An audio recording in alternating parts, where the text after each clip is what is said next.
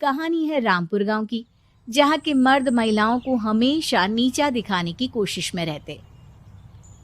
अरे अभी तक खाना नहीं आया क्या? मुझे एक और शादी करने की जरूरत है।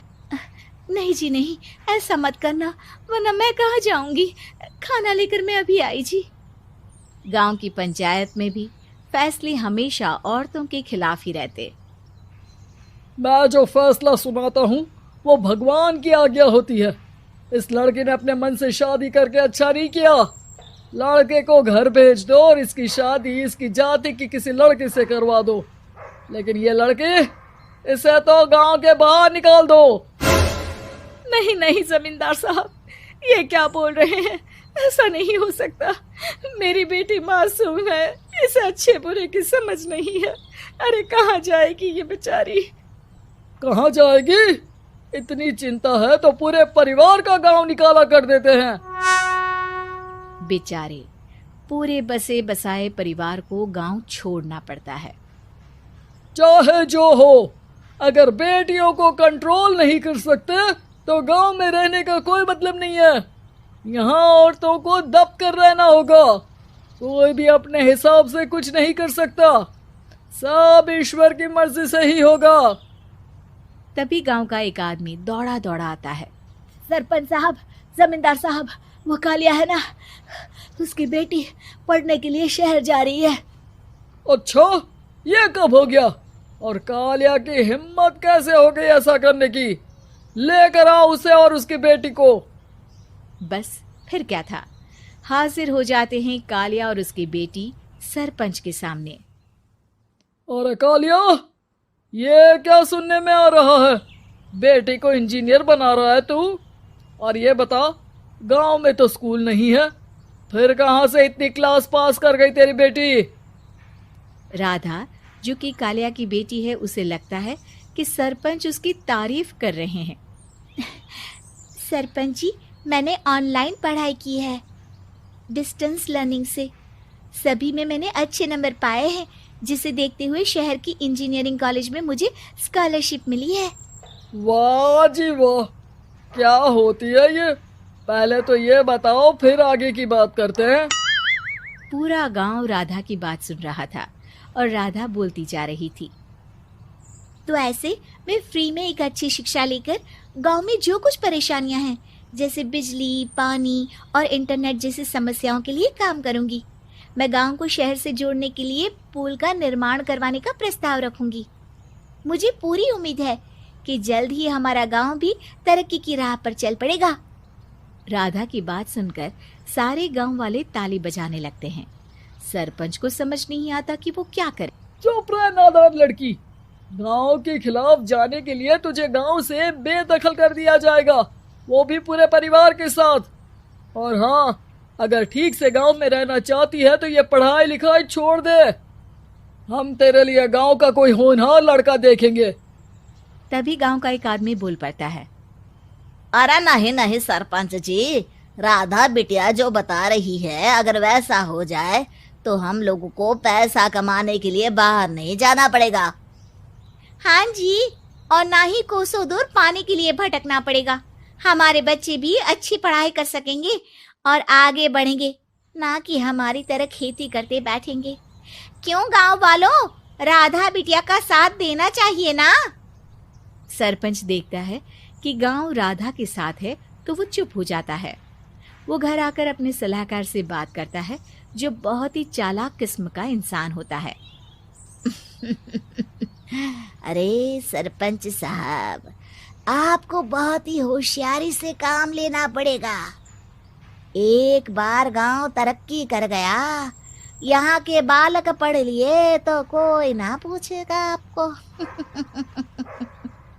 और फिर ये जो बेटा और बेटी है ना आपके, इनको भी आम लोगों की तरह ही जीवन जीना होगा। हाँ, लेकिन करे तो क्या करे? वो ना आप मुझ पर छोड़ दीजिए, बस मैं जैसा बोलूं करते जाइए। अगले रोज सुबह जब गांव वाले सोकर उठते हैं तो राधा के घर के बाहर और साथ ही वो लोग जिन्होंने राधा का सपोर्ट किया था, उनके घर के आगे लाल रंग से कल आऊंगी लिखा होता है। कल आऊंगी, यह क्या होता है?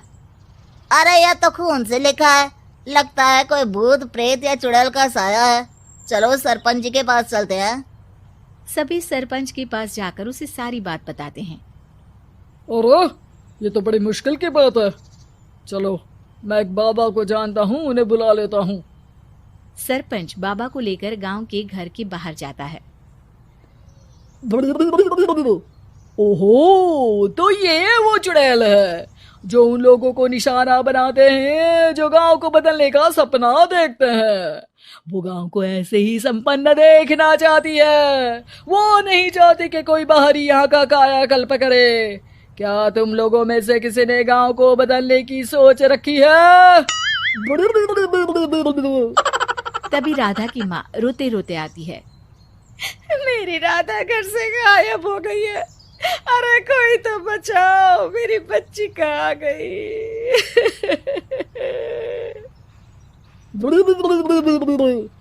ले गई वो चुड़ैल, तेरी बच्ची को ले गई। अब वो उसे श्रापित करके छोड़ेगी, उस पर चुड़ैल का साया हो जाएगा।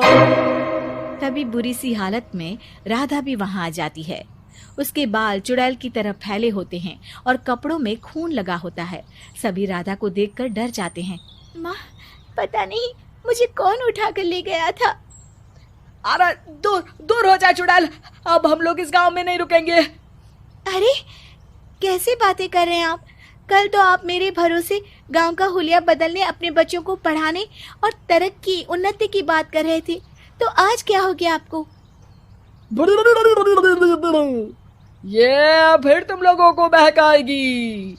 ये चुड़ैल गांव में आ चुकी है, ऐसे ही ये तुम्हारे घर के बच्चों को भी ले जाएगी।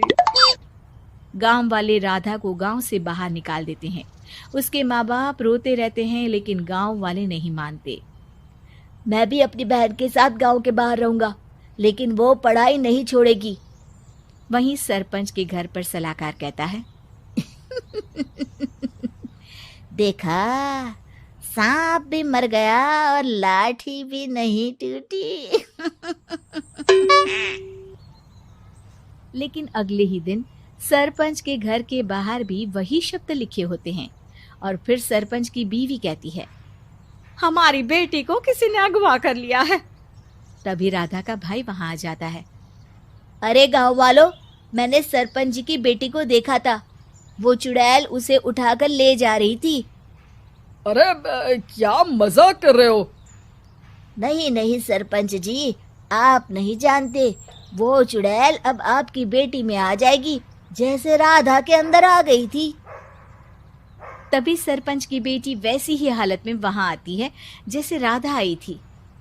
पापा, पता नहीं कैसे मैं गायब हो गई थी। चुड़ैल, इसके अंदर भी चुड़ैल का साया है, मारो इसे। अरे नहीं नहीं, इसे भी राधा के पास गांव के बाहर ही भेज दो। अरे चुप रहो, मेरी बेटी कहीं नहीं जाएगी और चुड़ैल बुड़ैल कुछ नहीं होता है। अरे कैसे बात कर रहे हो सरपंच जी? आप तो बोल रहे थे कि आपका फैसला भगवान का ज्ञान होता है, तो अपने पर बात आई तो अब आप ऐसे बोल रहे हैं। अरे ना ना ना, आपको अपनी बेटी को त्यागना ही होगा। अरे बुलाओ बाबा को। राधा का भाई बाबा को ले आता है, जिसे अब गांव वालों के डर के कारण सच बोलना पड़ता है। मैं कोई बाबा नहीं हूँ, मैं तो मोची था। ये सलाहकार महोदय ने मुझे कहा था एक्टिंग करने को। अब वो मुझे पैसे देने वाले हैं। अब मुझे माफ कर दो। गलती हो गई, मुझे माफ कर दो। तभी वहां राधा आ जाती है। देखा सरपंच जी, जब गांव के बच्चे साक्षर होंगे तो आप जैसे लोगों की चालाकी नहीं चलेगी।